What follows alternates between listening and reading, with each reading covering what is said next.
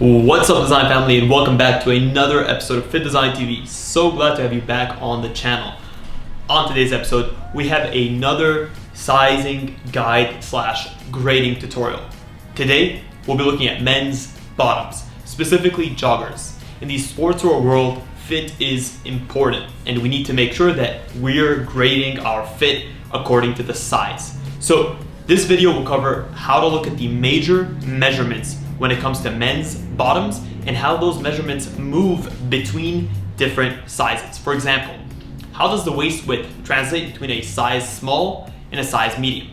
This is what we're going to be going into in depth in today's video. So if you guys have ever been interested in this topic, this is the video for you. Hey guys, and welcome to FittDesign TV. So glad to have you here. On this channel, we discuss all things sports fashion, graphic design, manufacturing, and technology. We'll discuss key topics, answer pressing questions, and provide actionable steps on starting your own product line. If you're interested in any of the above topics, stick around. You're in for a good one.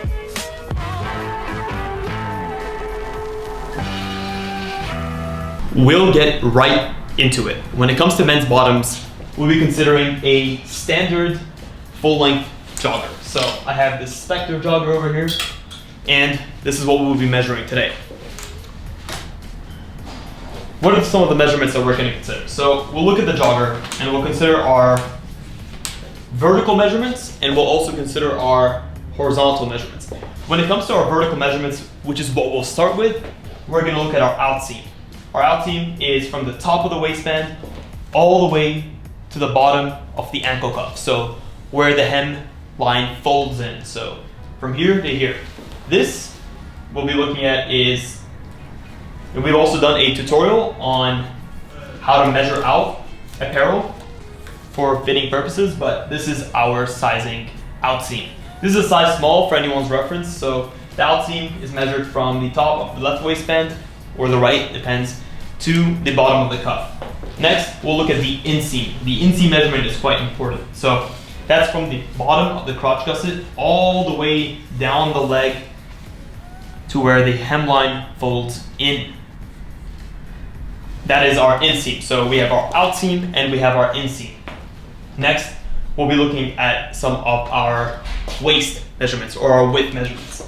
When it comes to our waist, we have our waist half width. So our waist half width is simple. It goes from the top of the left side of the, or the right side of the waistband to the top of the left side, or vice versa, depending on how you're measuring. And that's our waist width measurement. Then we'll have our top hip measurement. So our top hip measurement is also from the bottom left side of the waistband to the bottom right side of the waistband, and that is our hip, or our top hip measurement. Next, we'll look at our front rise. So our front rise is measured from the gusset area, from the bottom of the crotch, all the way to the top of the front portion of the waistband. We don't want to account for the back. In this case, we're considering the front rise. Not the rise, not the back rise, we're considering the front rise because the back rise will follow. So again, from the crotch, the bottom of the crotch seam,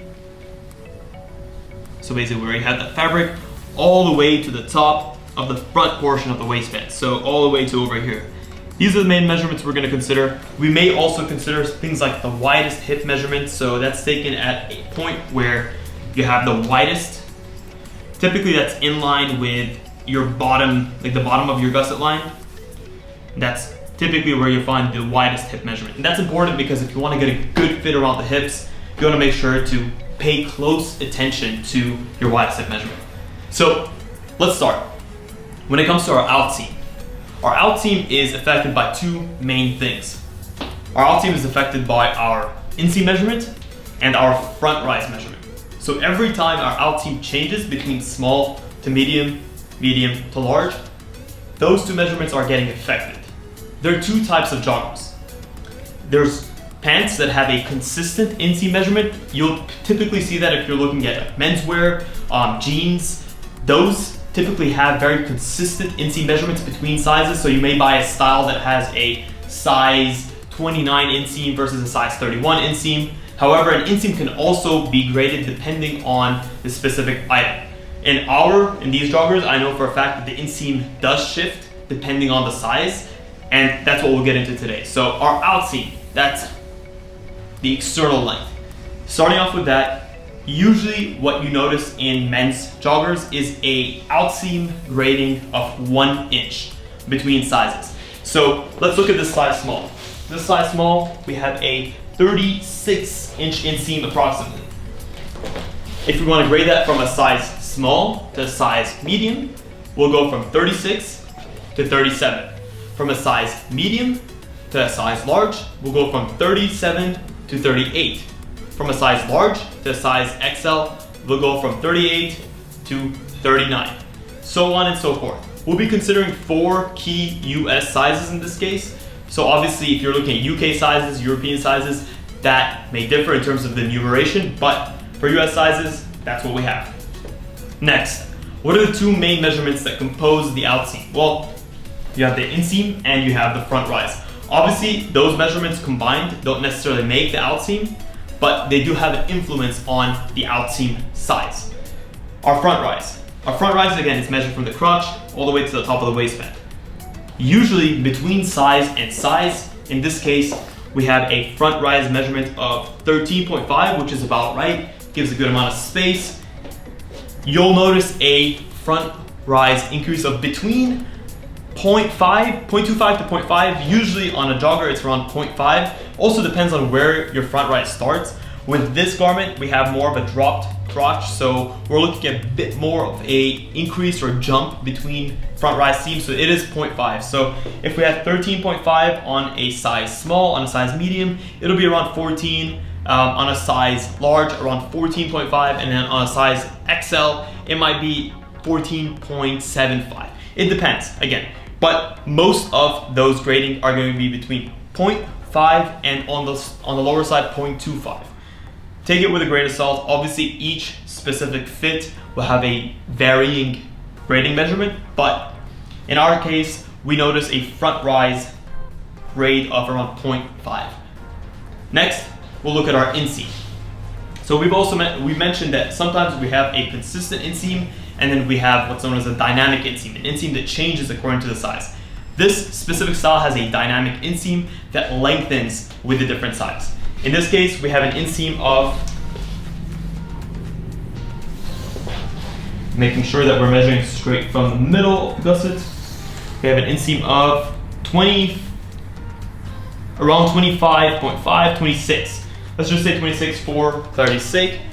And that inseam will also grade around 0.5 between measurements. It could grade between 0.25 and 0.5. However, in this case, we're taking a grade rule of 0.5 between sizes. For a size small, we have a 26-inch inseam, which means for a size medium, we'll have a 26.5-inch inseam. And then for a size large, we have a 27-inch inseam. And then for a size XL, we have a 27.5-inch inseam. So on and so forth. Next, we'll look at our width measurements. So when it comes to our width measurements, we have our waist half width. And the reason we say half width is obviously our waist can be measured in circumference. So typically when you see on sizing charts, or what I like to call consumer sizing charts, like on Athlete or Gymshark, what you notice is they'll give you a range of your waist circumference. Here we're looking at the technical drawing. So we're looking at the waist half width with the garment laid flat on the floor. That's the grading that we're going for. So usually you'll notice that the number that you get here is around half or just under half of the measurement that you see. So if you see a size 30, you'll notice around a 14.5, 14-inch waist half width, especially if there's slack to be given. So this is an elastic waistband. It can get tighter, it can get looser. So this is the garment with complete slack.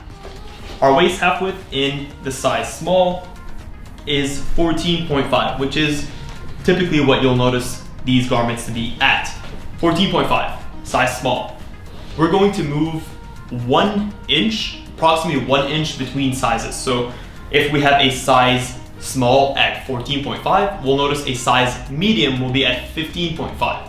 And then a size large will be around 16.5. And then as you get more towards the extreme measurements, those grade rules can actually get a little bit less. So between a size large and a size XL, instead of going for 1, you may go for around 0.25.